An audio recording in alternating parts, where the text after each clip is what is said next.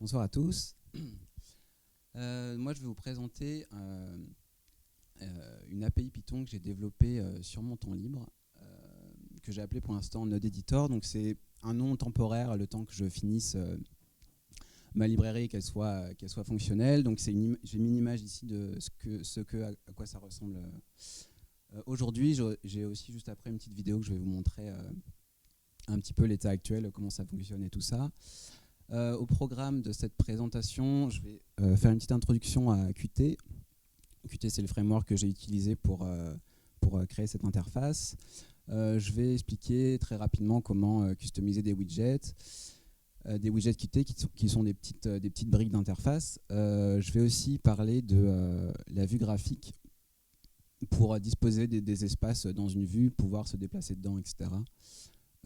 Structure de données, je pense que je ne vais pas avoir le temps de faire. C'était juste un petit exemple de comment utiliser une classe Python pour stocker des données dedans et les récupérer plus facilement. Ensuite, je voudrais juste vous montrer comment j'envisageais l'utilisateur, comment il va créer un node en utilisant l'API. Une petite note sur comment organiser son code, et puis ensuite, qu'est-ce que je vais faire de cette API, quels sont les usages potentiels. Et si tu peux mettre la petite vidéo, Gwen, s'il te plaît. Donc là, c'est une petite vidéo de présentation de l'état actuel où je montre juste comment dans ma vue, on a un petit menu pour ajouter des nodes, on peut les mettre dans la vue, on peut les déplacer, les sélectionner. Donc j'ai juste fait un exemple concret où j'ai juste mis des nodes de maths très très simples, c'était juste pour tester, puisque de toute façon, pour l'instant, je me suis concentré juste sur la partie interface et pas vraiment sur la partie fonctionnement. Donc là, je montre juste un node de maths très basique dans lequel on peut choisir notre formule et on va pouvoir venir connecter une valeur dessus. Et on peut voir le résultat qui s'affiche sur le node. Donc j'ai aussi le rafraîchissement du graphe qui fonctionne. Voilà, donc on peut changer la valeur et puis ça se propage dans le graphe. Voilà, donc je montre juste différents types de nodes et les connexions qu'on peut avoir.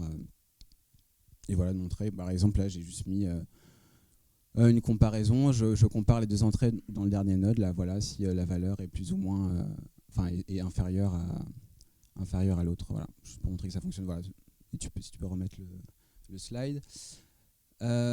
Donc si ça avait bien marché. Et donc du coup j'ai une télécommande quelque part qui doit être ça. Et donc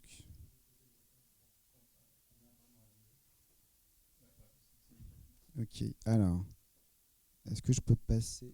Yes. Donc petite introduction à Qt. Donc Qt, c'est un framework. Framework, c'est un ensemble de bibliothèques, et bibliothèque en informatique, c'est une collection de petites briques qu'on va utiliser pour créer quelque chose de plus grand. Donc dans le cas de Qt, c'est des petites briques d'interface qu'on va utiliser pour nos logiciels. La spécificité de Qt, c'est que c'est multiplateforme, donc le même code va pouvoir marcher sur les différents OS et même sur téléphone et sur tablette et sur plein d'autres choses. C'est un modèle de langage qui est orienté objet, donc ça va être assez difficile d'expliquer ce que c'est en quelques lignes, mais en gros ça permet ces petites briques d'interface, que ce soit des petits sliders ou des petits boutons. En fait, ils partagent des valeurs en commun, et donc en fait le principe du langage objet, c'est que ces différents boutons vont pouvoir hériter de classes plus abstraites pour répartir les méthodes et éviter de dupliquer du code. Du coup, ce que j'ai utilisé, moi, c'est le binding Python de la librairie Qt qui s'appelle PySide. On a aussi PyQt qui fait la même chose, et je crois que PySide 2 est un petit peu plus récent que PyQt, donc c'est celui que j'utilise, qui a aussi une licence un petit peu plus permissive.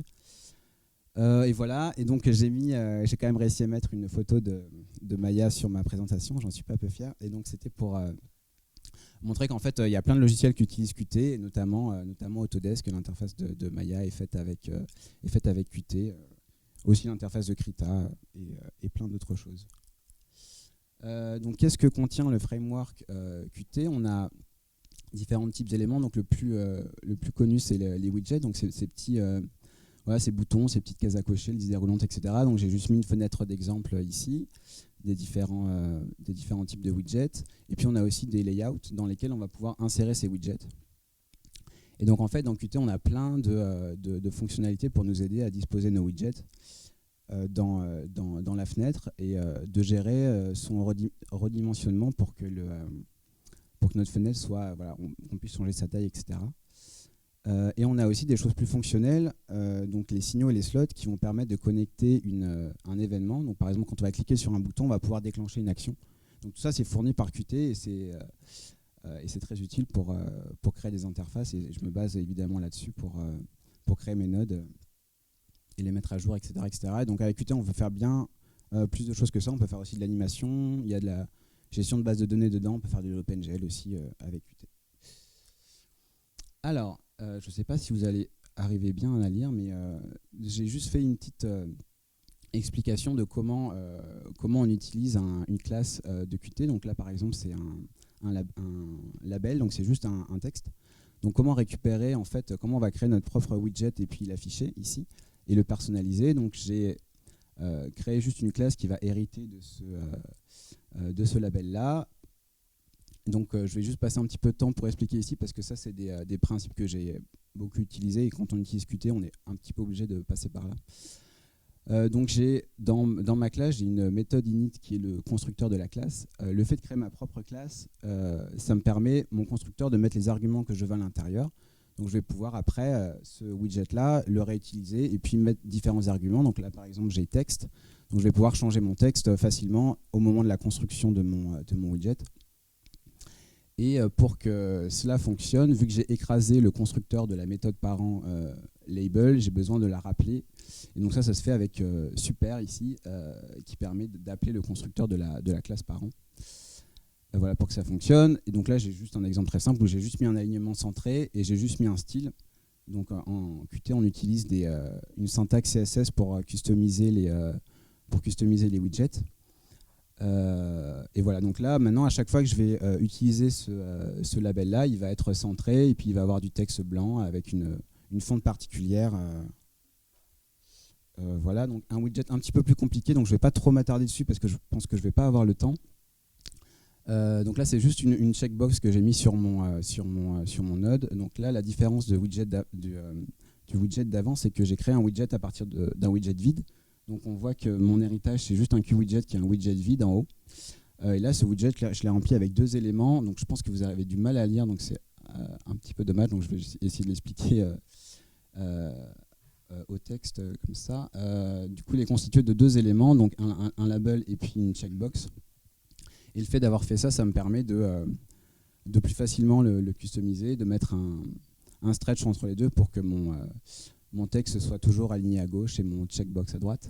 L'intérêt de faire ça aussi, c'est ça va me permettre de renommer en fait, et puis d'uniformiser en fonction de mes différents widgets des attributs. Par exemple, pour récupérer la valeur de mon widget, tous mes widgets customisés, je vais leur mettre un signal value change, c'est ce qu'on voit en haut. J'ai juste créé un signal qui fait que dès qu'on change la valeur de ce checkbox-là, un signal qui s'appelle value change va être émis et c'est ça que je vais pouvoir connecter après dans mon interface, donc là dans le cas là dans mon node pour venir mettre à jour ce qui est affiché sur le node. Donc voilà une utilisation des classes de Qt, donc on peut personnaliser, voilà, créer ses propres attributs avec ça et puis après faciliter l'usage de ces nodes là pour des interfaces un petit peu plus complexes. La vue graphique, donc pareil, je pense qu'on ne voit pas très bien, mais en gros, c'est ce que vous voyez en haut à droite. Là, c'est un exemple qui est fonctionnel. Donc, si vous lancez ce code-là, ça va vous donner ce que vous avez en haut à droite. Donc, c'est juste une interface assez simple où on a une vue 2D dans laquelle on a un petit node, enfin un petit carré, un petit rectangle qu'on va pouvoir sélectionner et déplacer dans la vue. Donc là, c'était juste pour vous montrer comment faire ce type d'interface avec Qt. Donc, c'est constitué de 3 éléments en vrai. Donc, c'est ce que j'ai mis au centre, en fait, c'est la vue 2D.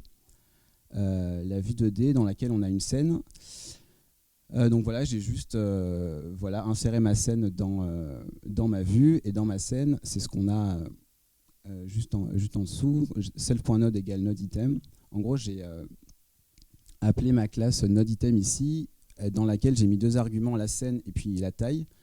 Donc ce que je vous disais tout à l'heure, c'est l'intérêt de faire ses propres classes et qu'on va pouvoir recréer le constructeur. Donc dans mon constructeur de ma classe, j'ai rajouté ces arguments-là. Donc ce qui fait que dans ma classe node_item qu'on a ici, je vais directement l'insérer dans la scène dans laquelle j'aurais passé en argument, mais je vais pouvoir du coup là-dedans aussi mettre les attributs propres à ce node-là. Donc j'ai juste mis des options pour qu'il soit sélectionnable et tout ça. Et juste une spécificité, c'est les scènes, on peut mettre que des graphiques items, ce que j'ai mis en héritage là-haut. Et donc pour mettre des widgets plus traditionnels de type des booléens, des checkbox, etc., il va falloir donc l'ajouter à la scène. C'est ce que je fais, proxy égale scène.addWidget. En fait, ça va convertir un widget plus traditionnel, ça va le convertir en item, et on va ensuite pouvoir l'ajouter dans une scène. Donc voilà, c'est comme ça que j'ai fait pour avoir une vue 2D qui est constituée de graphiques items, et pour mettre des widgets à l'intérieur, c'est ce principe-là que j'utilise. Et ensuite, on peut parenter les items entre eux. Donc en fait, j'ai créé mes widgets, mes items, et j'ai parenté mes widgets sur mes items. Donc voilà, c'est juste le principe de base du node que j'ai utilisé pour Qt, c'est ça, quoi. Donc des widgets traditionnels qui sont mis dans une scène, des parentages, et puis ensuite des classes customisées qui vont avoir les attributs nécessaires pour que le node fonctionne. Bon, structure de données, je pense que je ne vais pas avoir le temps de le faire. Je voulais vous montrer comment créer un node avec l'API. Donc là, c'est le node que vous avez en haut à droite. Et pour faire ça, en fait, il y aura juste à taper ces lignes de code-là. Donc, on a besoin de récupérer les nodes, les classes que j'ai créées. Donc, on a besoin de la classe node. On a besoin, pour l'instant, des classes que j'ai appelées socket type, qui vont être les différents types de sockets qu'on peut avoir dans un node. Donc, des sockets avec des entiers, des flottants, etc., etc. Et puis aussi des propriétés, puisqu'on peut le voir sur le node en haut à droite. On a en haut son label, juste en dessous son résultat, juste en dessous on a ses outputs, juste en dessous on a des propriétés qui n'ont pas le petit rond à côté puisqu'on ne peut pas les modifier depuis l'extérieur. Donc voilà, j'ai séparé mes différents types de choses qu'on peut mettre sur un node. Puis ensuite des inputs. Et donc voilà à quoi ça ressemble. Donc du coup je fais une classe qui hérite de cette classe node. Je rajoute des properties. Voilà, je mets des items sur ma property, voilà, plus grand que, plus petit que, etc., etc. Je rajoute mes inputs et mes outputs. Donc c'est relativement simple. Et j'ai donné la possibilité de mettre n'importe quel type de widget pour afficher un résultat. Donc ça, je pense que c'est un truc qui est intéressant et qu'on n'a pas forcément tout le temps. C'est quelque chose de facile pour montrer un résultat sur un node. Pour débugger, ça peut être pratique de l'avoir directement sur le node, affichable ou pas. C'est des choses qu'on n'a pas systématiquement et qui, je pense, est bien d'avoir une option sur le node. Et donc ensuite, une méthode exécute qui, elle, qu'est-ce que fait quand le node est exécuté? Donc je récupère juste la valeur de mes inputs. Et voilà, je fais mes opérations. Là, pour l'instant, c'est du Python pour tester si l'entrée est supérieure ou pas, si les entrées sont supérieures ou pas entre elles. Et voilà, donc j'affiche juste le résultat à la fin sur mon widget. Donc j'affiche juste le texte ici. Voilà. Une petite note sur comment j'ai organisé mon code. Donc j'ai un petit peu simplifié puisqu'il y a un petit peu plus de choses que ce que j'ai présenté ici. Donc, je vais peut-être commencer par la partie droite qui est l'organisation de mes classes. Donc, par exemple, j'ai une classe nodetree dans laquelle j'ai plusieurs éléments. Je vais avoir un dictionnaire dans lequel j'ai stocké tous les nodes que l'utilisateur a enregistrés. C'est juste stocké dans un dictionnaire et c'est ce que vous avez vu dans la petite vidéo avec le petit menu dans lequel on peut rajouter des nodes. Chaque fois qu'on rajoute quelque chose dans ce dictionnaire, ça va se mettre dans ce menu-là. Ensuite, j'ai deux listes, donc une liste de nodes et une liste de links qui sont toutes les deux stockées dans le node tree.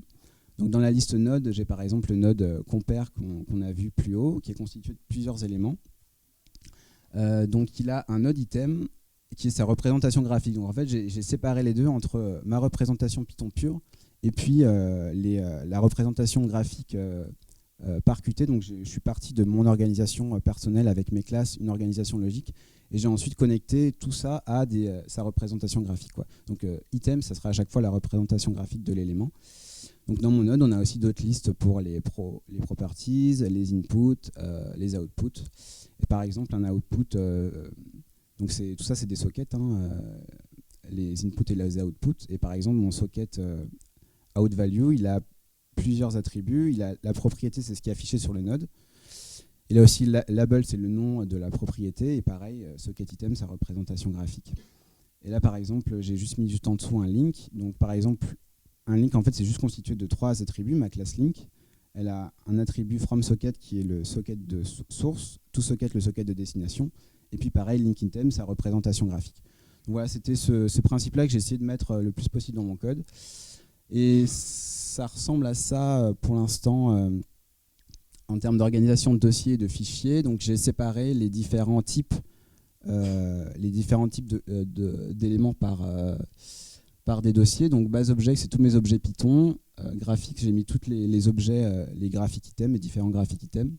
J'ai un dossier ressources où je mets toutes mes ressources, mes images, pourquoi pas des fontes et tout ça, des polices. J'ai fait un dossier tools où j'ai essayé de séparer en fait ce qui était de l'interaction avec l'utilisateur. Par exemple, le fait de connecter un node, je considère que c'est un tools et je peux le mettre là-dedans.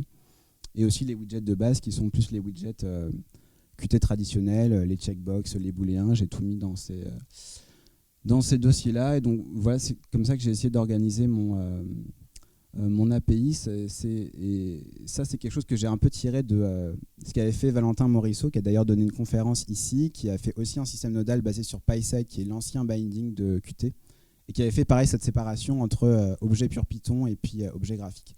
Donc j'ai repris ce principe-là et je pense que ça s'applique assez bien pour ce type de projet. Bon, ça, je crois que je suis à peu près dans les temps.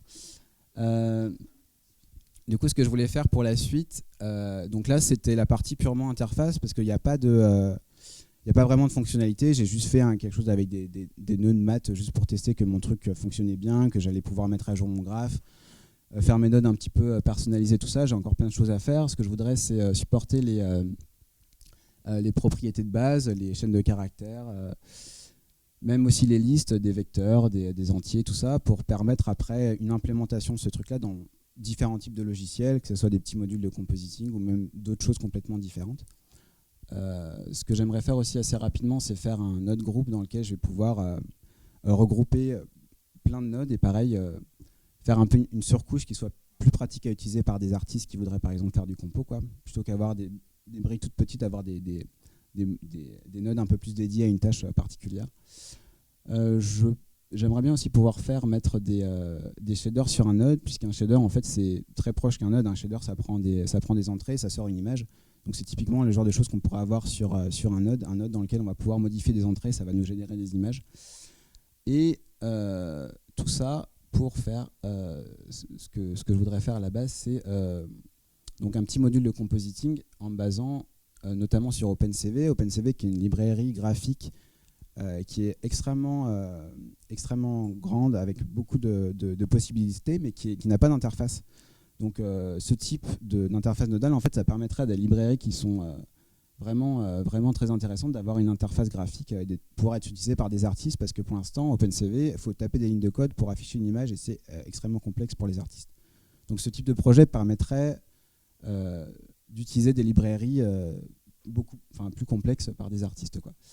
Et donc, pourquoi pas, en idée aussi, ce serait d'arriver à créer un node automatiquement avec une fonction pour peut-être simplifier la création de nodes, pour pouvoir en ajouter plus facilement, et pourquoi pas faire une création automatique en me basant par exemple sur la librairie OpenCV, analyser les fonctions et créer mes nodes tout seul à partir de ça. Ça serait quand même bien de générer les nodes tout seul et pas avoir à créer les nodes à la main en texte. Voilà, donc c'est des idées que j'avais sur ce projet-là, donc je verrai ce que je fais par la suite. Et juste, j'ai juste mis en dessous le lien sur mon GitLab, sachant que pour l'instant il n'est pas vraiment fonctionnel, mais il devrait finir par l'être prochainement. Voilà, c'est tout pour moi. Merci.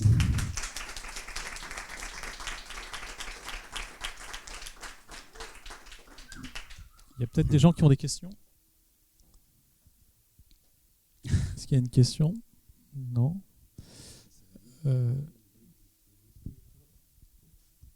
Juste la chose, moi je trouve ça super intéressant et j'aurais bien aimé faire un truc comme tu as fait. Et j'ai vu effectivement des gens qui ont fait des choses comme ça. Dans la production, ils avaient fait quelque chose pour faire du pipeline et généraient du Python carrément. Enfin, ils généraient en fait compte, ils le sauvegardaient dans un format de fichier quelconque, que ce soit du YAML ou du JSON. Et après, ils pouvaient les réouvrir, ce qui est vachement intéressant quand tu as du pipeline, parce que comme ça, au moins, tu peux voir ce qui se passe plutôt que tu tapes ton Python et puis tu essaies de faire du reverse engineering. Et puis, générer aussi du Python. Est-ce que tu aurais je sais pas, peut-être des idées, ou est-ce que tu as déjà fait ça? Alors, j'ai pas fait ça, mais c'est effectivement quelque chose que je pense qui serait intéressant. Ça serait déjà, on peut même pas sauvegarder mon réseau de nœuds pour l'instant, mais effectivement, on va pouvoir le faire et pourquoi pas convertir le réseau nodal en code parce que c'est possible, parce que chaque nœud, ça sera du Python, donc on peut générer un code Python à partir de ça. Ça me semble pas impossible à faire. Donc ça serait quelque chose d'intéressant, même à faire dans les deux sens. Générer des nodes avec du Python et générer du Python avec des nodes, ça serait quelque chose de très intéressant.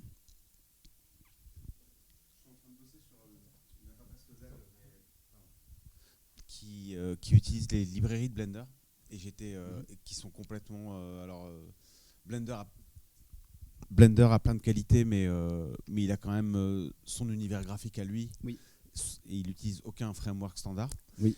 Et j'aurais voulu savoir s'il y avait en vue des implémentations de PySide, PyQt pour Blender, parce que là je suis en train de refaire exactement la même chose que toi et je m'aperçois que c'est un bazooka pour tuer une mouche en fait. Alors j'ai eu exactement la même démarche et que j'ai essayé de faire des choses avec les nœuds Blender et je trouve qu'ils sont tellement mal foutus qu'on ne peut pas les personnaliser comme on aurait envie. Absolument. Et les utiliser c'est quasiment impossible. Non, mais là ce que j'ai vu c'est d'une limpidité par rapport à ce que je me tape en ce moment, c'est pour ça que je pose la question. Je pense que Blender n'intégrera jamais PySide pour son interface. Non, pas pour son interface, mais est-ce qu'il y a des ponts entre les deux? Oui. En fait, je pense que ça serait possible. Je pense que c'est pas vraiment dans leur projet. Et moi, j'ai vu comme difficulté, c'est que je voulais, par exemple, pourquoi pas faire un module de compositing connecté à Blender, mais ne serait-ce que juste récupérer les images en sortie Blender, c'est extrêmement difficile. Ouais. Donc ça ne peut pas être propre en l'état. Donc il y a peut-être d'autres parties où c'est plus faisable, mais pour la partie compositing, c'est compliqué. Pour la partie mesh, je pense que c'est plus facile de connecter l'un à l'autre. Ça pourrait marcher. Ouais. Ouais. Je sais pas quel usage pour le nodal. Pour le nodal, c'est pour du batch en fait. Pour batcher des opérations dans Blender, et éventuellement faire des opérations géométriques, un peu comme Ice dans Softimage ou Houdini. D'accord, donc ça, je pense que ça pourrait marcher du coup. Ouais. La connexion entre les deux est pas du tout impossible. Je l'ai déjà fait, connecter PySide à Blender, ça fonctionne bien. Ce que tu as écrit, c'est du Python 3 ou du Python 2 ? Python 3, mais il n'y a pas grand chose pour le convertir en. J'ai quelques f-strings parce que c'est quand même bien pratique. Ouais. Mais potentiellement, ça pourrait marcher avec Python 2 sans trop de difficultés. Bon, d'accord, c'est pas vraiment important.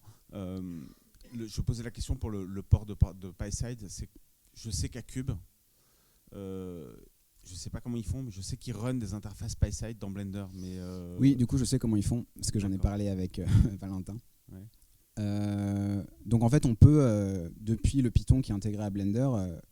Donc si on a intégré la librairie Qt ou PySide plutôt dans Blender, on peut lancer une fenêtre PySide depuis Blender et faire communiquer les deux assez facilement. Il y a juste deux, trois petites choses à décocher. Par exemple, le app-exec qu'on fait pour lancer l'application. Ça, si on le fait, ça frise l'interface de Blender. Donc, c'est juste quelque chose à enlever. On a juste besoin d'afficher le widget avec un show.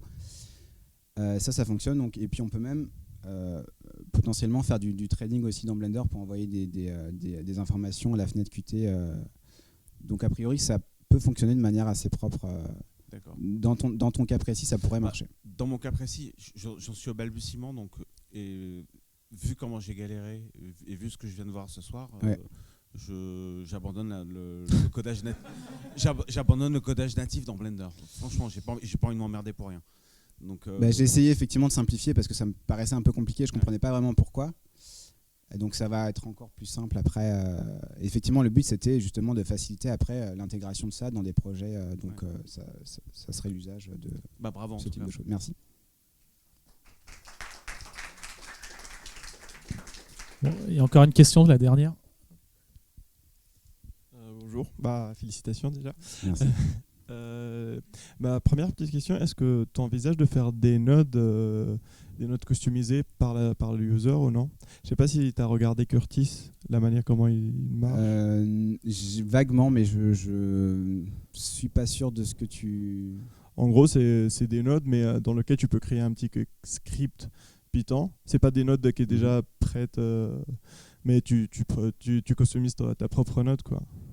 Du coup, là, en fait, on pourrait aussi, de la même manière, tu vois, la slide pour créer un node, en fait, ça serait... je pense pas que ce soit beaucoup plus compliqué. Bon, ça marche plus.